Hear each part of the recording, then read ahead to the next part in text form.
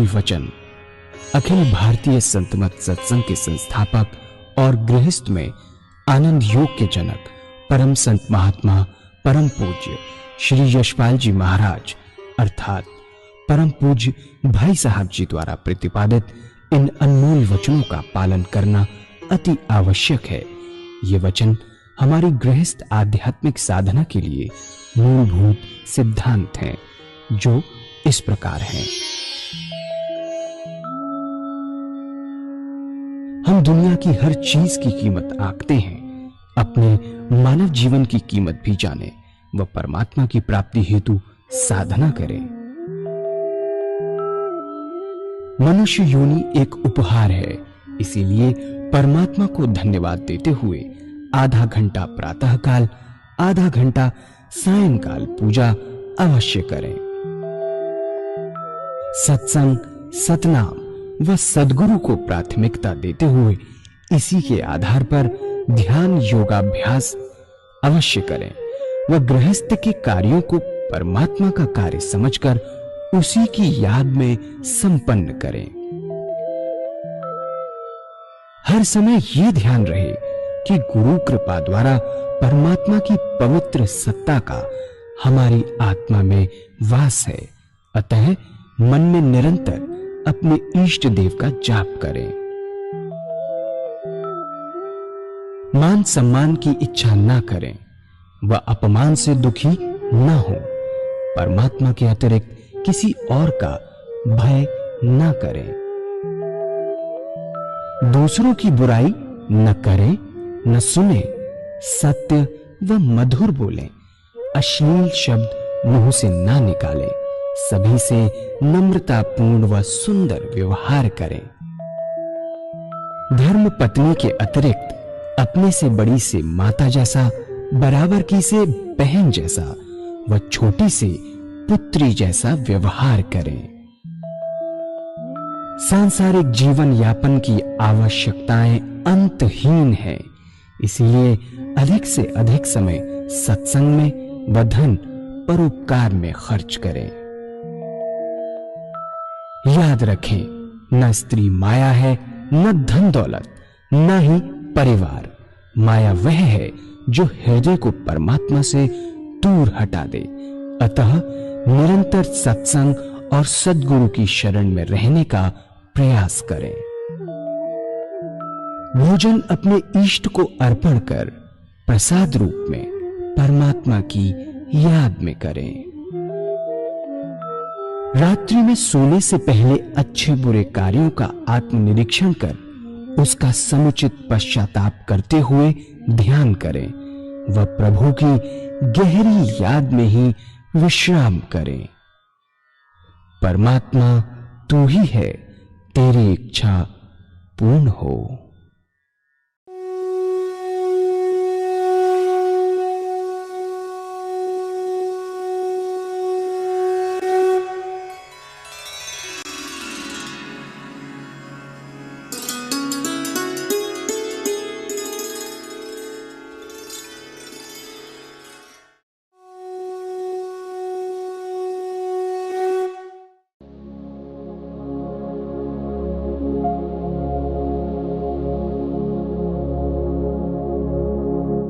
जय सद्गुरुदेव जय पद शरणम श्रेयस रूप चरणों शरणम। जय सद्गुरुदेव जय पद शरणम श्रेयस रूप चरण। क्या होगा? चित्त एकाग्र होगा, चित्त निरोध अवस्था अपने आप आ जाएगी। जैसे ही मन विचार शून्य हुआ, बार बार एक एक नाम को करते करते एक स्टेज ऐसी आती है कि मन के अंदर विचार कोई रहता ही नहीं, विचार शून्य होता है। बोलते बोलते बोलते रहेंगे, बोलते रहेंगे, बोलते रहेंगे, तो विचार शून्य अवस्था नहीं आएगी। जब मन थक जाएगा तो थकने के साथ जैसे ही मन थका, विचार शून्य अवस्था अपने आप मन के अंदर आएगी, पैदा हो जाएगी। और जहां मन निष्क्रिय हुआ, जैसे आपने सो के शरीर को निष्क्रिय किया, ऐसे ही एक नाम लेते लेते मन को निष्क्रिय करते हैं। मन के अंदर कोई विचार नहीं रहता, निष्क्रिय हो जाए। भगवान को मानिए ना मानिए कोई फर्क नहीं पड़ता, अपनी हस्ती को तो जानेंगे कि हम हैं, हमारा एग्जिस्टेंस है और इसका सच्चा विकास करना हमारा फर्ज है। भगवान हमारी पूजा का भूखा नहीं है। ये लेके चलिए, जो कुछ आप कर रहे हैं अपने लिए कर रहे हैं। अगर आप सच्चा विकास ता जिंदगी चाहते हैं, ता जिंदगी, ता जिंदगी चाहते हैं, तो जिस प्रकार शरीर को रेस्ट देना जरूरी है उस प्रकार मन को भी रेस्ट दीजिए अपने। और ये जो मेडिटेशन, ये मन को रेस्ट देना जैसा है, मन को रेस्ट देते हैं। क्या है? मन को एक इष्ट से लगा दिया, एक नाम को जपते जपते। मन का काम है सोचना विचारना, बहुत सोचता है, बहुत विचारता है। अभी यहाँ बैठा है, अभी अमेरिका चला गया, अभी इंग्लैंड चला गया, चल रहा है बराबर। यहाँ बैठे हैं, खेती में चल रहा है, पानी चल रहा है, जानवर में चल रहा है बराबर। मन बैठे बैठे, उसका हमारा काम है उसको रेस्ट देना। क्यों? दिन में हम काम करते हैं, रात को सपने दिखाता है मन। दिन में काम किया, रात को वही सपने दिखाई देते। जो दिन में काम किया रात को वही दिखाता है सब, बार बार वही चीज आती है। शरीर को आराम दे दिया, पर मन 24 घंटे चल रहा है। 24 इंटू जितने ईयर आपकी एज हो गई तब तक बराबर चल रहा है। इसको कोई आराम हमने नहीं दिया, बराबर चल रहा है। तो क्या है? अब क्या हुआ, एक जगह लगा दिया, उसे रेस्ट मिला। जब मन को रेस्ट मिला तो उसका सीधा संबंध आत्मा से हो गया। और आत्मा में क्या? चैतन्यता और आनंद। उसके अंदर क्या हुआ? उसके बाद चैतन्यता और आनंद मन के अंदर आ गई। उसके बाद कितना हल्का फुल्का महसूस करेंगे, कितनी अनुपम शांति का अनुभव करेंगे हमेशा। इतनी अनुपम शांति कि आनंद ये अनुभव का विषय है। उसके बाद सुंदर सुंदर विचार आते हैं, वो समस्याएं हल होती हैं। गंगा जी हैं, पानी रुकता है तो सड़ जाता है, धार चलती रहे, पुराने विचार निकलते रहे, नए आते रहे। मन में गंदगी सड़ान नहीं है। नए विचारों से ऐसे ऐसे विचार सामने आते हैं जो आपने जिंदगी में कभी सोचे नहीं होंगे। इतना सुंदर विचार। जहां रेस्ट हुआ मन के अंदर विचारों का, वहीं पर ये अग्रेशन डिप्रेशन सारी चीजें शुरू हो जाती हैं। जो आईटी इंजीनियर है, नए नए प्रोजेक्ट डील करते हैं, पुराने विचार निकले और नए आने शुरू हुए। जहां नया विचार आया काम नहीं बनता, पुराना निकालो नया लेके आओ। सबसे बढ़िया तरीका मेडिटेशन, कि जैसे ही आप मन को खाली करेंगे नए नए विचार ऐसे आएंगे जो जिंदगी में आपने सोचे नहीं होंगे। और उसके बाद सारी जिंदगी वो समस्याएं हल होती हैं जो सारी जिंदगी ना हुई हो। ऐसी ऊंची शक्ति प्राप्त होती है और सच्चे मनुष्य के भाव पैदा होते हैं। सच्चा ज्ञान प्राप्त होता है। धीरे धीरे हम जान जाते हैं कि हम हैं कौन। आप परमात्मा को माने ना माने पर अपना एग्जिस्टेंस तो जाने कि हम हैं कौन, बहुत जरूरी है। और जब हमें अनुभव हुआ कि हम हैं कौन, तो हमें अपना वास्तविक स्वरूप नजर आने लगता है। वास्तविक स्वरूप कि हम कोई गैर नहीं है, हम सभी हैं। जितने ऊंचे संत हुए उनका अंतिम निष्कर्ष यही रहा। महात्मा तुलसीदास जी ने कहा कि जड़ चेतन जति जगत सकल राम में जान। सूरदास जी को हर प्राणी में, पशु में, लता में, वृक्षों में भगवान कृष्ण नजर आते थे। यहाँ के जो संत हुए उनको विट्ठल ही नजर आते थे। तो ईसा ने कहा कि अपने पड़ोसी को भी आत्मा की तरह प्यार करो, लेकिन जब तक नहीं हो सकता जब तक अनुभव ना हो कि हम सब हम ही हैं। जितनी आत्मा हमारे अंदर है उतनी आत्मा दूसरे के अंदर भी है। इसको रियलाइज करने के लिए पूजा करना बहुत आवश्यक है। हमारे गुरुओं ने बताया महाराज जी ने प्रैक्टिकल तरीका, इसका क्रियात्मक प्रैक्टिकल तरीका कि मन को एक तरफ लगा दीजिए, मन विचार शून्य हो जाएगा। अगर विचार शून्य करने की कोशिश करेंगे तो हरगिज नहीं होगा। बहुत लोग शून्य का ध्यान करने की कोशिश करते हैं लेकिन नहीं होता। यदि मन विचारों से शून्य होगा, उसका सीधा संबंध आत्मा से हो जाएगा। सुंदर सुंदर भाव पैदा होंगे। आप चाहेंगी संसार में जितने लोग हैं सब आनंद से रहें, सुखी हों, दुख संसार से मिटे, दूसरे की सेवा करने के लिए अपने जीवन को न्यौछावर कर देंगे। साइंस और टेक्नोलॉजी ने बड़ी भारी तरक्की की, बहुत दूर दूर पहुंच गए। इस एडवांसमेंट का नतीजा क्या है कि अपने मन को रेस्ट नहीं देते, अपने ऋषियों के बताए हुए मार्ग पर नहीं चलते, इसलिए हमारी जितनी भी प्रवृत्ति है सब पशुवत है। एक भी मनुष्य के गुण हमारे अंदर नहीं है। बहुत कम लोग ऐसे हैं जिनमें मनुष्य के गुण हैं। इसलिए आज क्या है कि हर देश हथियार बना रहा है, इतने भयंकर हथियार बना रहा है कि अगर गलती से चल जाए तो इंसान को 40 बार जन्म लेना पड़ेगा, ऐसे आंकड़े हैं। कंप्लीट सर्वनाश। और कितना पैसा खर्च किया जाता है इनके ऊपर।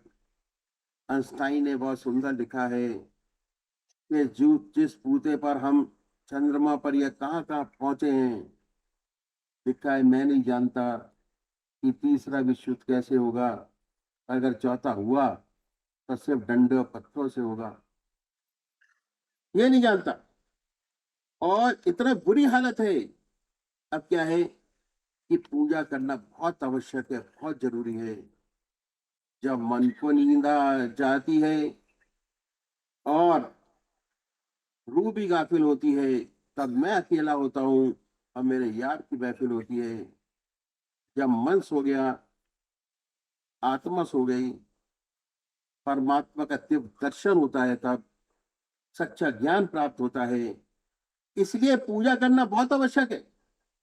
अगर अपना सच्चा डेवलपमेंट चाहते हैं, दुनिया का हित चाहते हैं, अपने घर का हित चाहते हैं, तब पूजा करना बहुत जरूरी है। अपने मन को जैसे शरीर को आराम दिया, उस प्रकार अपने मन को भी आराम देना बहुत जरूरी है। और इस बात पर जोर दिया कि आधा घंटा सुबह और आधा घंटा सायंकाल हर इंसान को मेडिटेशन करना चाहिए, ध्यान करना चाहिए, जिससे कि अपनी बॉडी का सर्व एंगल से विकास सामने आए।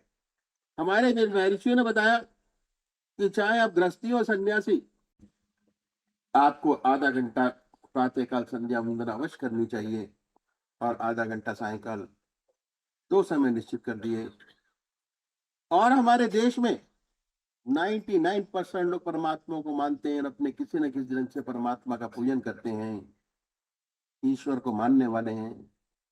यदि उनसे पूछें कि इस पूजा का क्या लाभ हुआ, तो 2-4 बात बताने के खामोश हो जाते हैं। पहली बात ये, भाई ईश्वर का आनंद लेना अच्छी बात है, हमारे घर में मंदिर है, हमारे दादाजी पूजा करते थे, हम करते हैं, हमारे देखा देखी हमारे बच्चे करते हैं, अच्छा है। और आप इससे ज्यादा क्या चाहते हैं? अगर पूछे कि इससे आपको क्या आंतरिक लाभ हुआ, पूजा का जो मकसद है वो आंतरिक लाभ प्राप्त करना है, तो ऐसे बहुत कम लोग होंगे जो कहेंगे हुआ। इन संतों ने कहा कि हम एक तरीका बतलाते हैं, यदि आप इस तरीके से पूजा करेंगे आपको विशेष लाभ होगा। और ऐसा तरीका उन्होंने बताया जिसे हर कोई अपना सके, चाहे किसी भी मजहब का मानने वाला हो, किसी भी धर्म का अनुयायी हो, अपने धर्म पर मत पर चलते कर सके, ऐसी बात बतलाई। और वो तरीका मैं आपको बताने की कोशिश करता हूँ। बहुत पुराने जमाने से चले आ रहे, कोई नई बात नहीं है। इनमें आपस में झगड़े भी होते हैं, वाद विवाद भी होते हैं, लेकिन आज सब होते हुए आज तक दोनों का है। आपको साकार पुजारी भी मिलेंगे और निराकार भी पुजारी मिलेंगे। मनुष्य का स्वभाव कुछ ऐसा ही है। किसी को चेहरे से प्यार होता है, किसी को शक्ल से प्यार होता है, किसी को सूरत से प्यार होता है, किसी को मूरत से प्यार होता है। कुछ ऐसे हैं जिनको शक्ल से प्यार नहीं होता। जिन्हें शक्ल से प्यार होता है वे है साकार पुजारी, और जिन्हें शक्ल से प्यार नहीं होता वे निराकार। इन संतों ने दोनों के लिए रास्ता बताया कि जो साकार पुजारी है, साकार रूप को मानने वाले हैं, उनका प्रथम कार्य एक इष्ट का निश्चित करना। एक इष्ट, एक नाम, और इसके लिए किसी गुरु की आवश्यकता नहीं है। आप अपनी आत्मा से पूछिए जो सर्वोपरि है कि परमात्मा की कौन सी मूर्त आपको सबसे ज्यादा प्यारी लगती है, जिसमें परमात्मा की सबसे ऊंची भावना डाल सकते हैं उसको माने। कौन सी मूर्ति जिसमें भगवान की सबसे ऊंची भावना डाल सकते हैं उसे अपनाइए, उसे अपना इष्ट माने, उसी की पूजा करें, उसी का ध्यान करें, उसी को याद करें, हमेशा उसी की पूजा करें, उसको कभी बदले नहीं। ऐसा नहीं कि आज आप राम की पूजा करें, कल कृष्ण की, परसों माँ की। अगर रोज रोज बदलेंगे तो इसका विशेष लाभ आपको नहीं होगा। क्यों नहीं होगा? इसलिए नहीं होगा कि जो पूजा का मकसद है, फायदा, वो है चित्त की एकाग्रता प्राप्त करना, कंसंट्रेशन ऑफ माइंड। और जब ही होगा, मैं ये कहूंगा कि विचार शून्य अवस्था प्राप्त करना, ऐसी हालत जिसमें विचार शून्यता आ जाए, तभी हो सकता है जब आपका एक इष्ट हो। इसलिए आज तक जितने साकार पुजारी हुए सब एक इष्ट के उपासक थे। संत तुलसीदास भगवान राम के उपासक थे, और इतने भगवान के उपासक थे कि एक बार मथुरा द्वारकाधीश मंदिर चले गए। जब मंदिर के दरवाजे पर पहुंचे तो सबने प्रणाम किया, तुलसीदास जी ने नहीं किया। लोगों ने घेर लिया, कहने लगे आप तो भगवान के इतने भक्त हैं, आपने प्रणाम क्यों नहीं किया? तो तुलसीदास जी ने भगवान की स्तुति की और भगवान की मूर्ति का बड़ा सुंदर वर्णन किया। आखिर में रो रो के कहने लगे कि तुलसी मस्तक तब झुके जब धनुष बाण डोहा। कहते हैं भगवान के हाथ में धनुष बाण आ गया तो तुलसीदास जी ने प्रणाम किया। एक इष्ट के उपासक, एक परमात्मा को मानने वाले, ऐसे ही सूरदास थे, भगवान कृष्ण के उपासक थे। उन्हें हर जगह भगवान कृष्ण नजर आते थे, उनके साथ भगवान हरदम कृष्ण रहा करते थे। वो कहते थे कि दर दीवार दर्पण भय, चित देखूं तित तोय, काकर पाथर ठीकरी, भय आरसी मोय। कंकड़ों में, पत्थरों में भगवान कृष्ण नजर आते थे। इस तरह जितने साकार भक्त हुए सब एक भगवान को मानने वाले थे, एक इष्ट के पुजारी थे। इसलिए जो साकार रूप के भक्त हैं उनको एक इष्ट निश्चित करना बहुत जरूरी है। कौन सा भगवान को आप मानेंगे उसको करना बहुत जरूरी है, और उसको जिसकी आपकी आत्मा कबूल करे। मेरे कहने से नहीं, और के कहने से, जिसको आपकी आत्मा कबूल करे उसको लेके चलेंगे तो कल्याण होगा। हर लिहाज से एकाग्रता प्राप्त होगी, उसी का सच्चा ध्यान बनेगा। चित्त की एकाग्रता प्राप्त होगी। अगर बार बार बदलेंगे, बहुत सी मूर्तियों का ध्यान करेंगे, बहुत सी मूर्तियों को मान के चलेंगे तो काम नहीं बनेगा, पूरा पूरा मकसद पूरा नहीं होगा पूजा का। पूजा करने के लिए उषा या कंबल का आसन बिछाइए, बड़े प्राण से बैठिए, अगरबत्ती धूप बत्ती जलाइए, साफ सुथरी चादर बिछी हो, बस बदल कर बैठे। अगर स्नान नहीं कर सकते तो कोई बात नहीं, यदि स्नान मुंह हाथ धोकर बैठे अपने सामने अपने इष्ट को सामने देखे कि आपका इष्ट सशरीर सामने विद्यमान है। अब मूर्त में नहीं है, फोटो में नहीं है, सशरीर उनकी मूर्त अपने सामने बनाइए। बड़ी बड़ी आंखें हैं, ख्याल से बाय थॉट, जैसे एक पेंटर बनाता है। बड़ी बड़ी आंखें हैं, गोल चेहरा है, जटाएं हैं, सर्पों की माला है, बनाए अपने सामने बाय थॉट, ख्याल से खोजिए अपने इष्ट को, आंख बीच के, और अपने सामने बनाए। और क्या होगा कि आपने ऐसे विचार कीजिए, उसके बाद भक्ति भरत से कोई भजन गाइए तो क्या होगा, जितने आपके वहम की विचारों की दुनिया है उससे हटकर मन ईश्वर की तरफ लग जाएगा। इसके बाद जब आप ध्यान करेंगे, बड़े प्यार से आपका इष्ट आपके सामने होगा, उनका ध्यान बना होगा, बहुत आराम से बना होगा। पहले बाहर देखिए, पहले बाहर ध्यान बनाए, और जब ध्यान बाहर की तरफ बन जाए तो उस पवित्र मूर्त को हृदय में उतारिए, बड़े प्यार से, इतने प्यार से कि ना कोई दूसरा विचार रह जाना ख्याल। हमारी जो आत्मा है, गाइडिंग आत्मा, वो हमको देखती रहती है, बताती रहती है कि हम क्या कर रहे हैं। जब मन हट जाए, प्यार से उस पवित्र मूर्ति पर जमाएं। एक समय ऐसा आएगा कि ना कोई विचार रहेगा ना ख्याल। जब चेतन अवस्था में लौटेंगे तो उसी के ध्यान में लौटेंगे, और उस समय आपको बड़ी सुंदर अनुभूति होगी कि आपका हृदय, मस्तक आनंद से भर गया। जितना मस्तक पर भार था वह हल्का हो गया। ये पूजा का तरीका जो संत महात्माओं ने बताया साकार पुजारियों के लिए। अगर ऐसे पूजा करेंगे तो क्या होगा, विशेष लाभ होगा, चित्त की एकाग्रता प्राप्त होगी, कंसंट्रेशन होगा, ध्यान।